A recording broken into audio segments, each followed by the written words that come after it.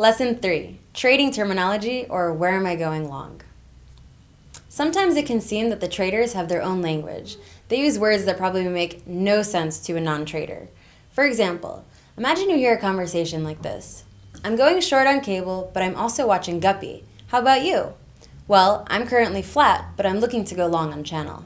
What these traders actually meant was, I'm selling pound to dollar and looking for trade opportunities pound to yen. How about you? Well, I currently don't have any positions open, but I'm looking for an opportunity to buy euro to pound. So here's a guide to some of the most common Forex slang words. Going long, placing a trade which is going to profit if the exchange rate rises.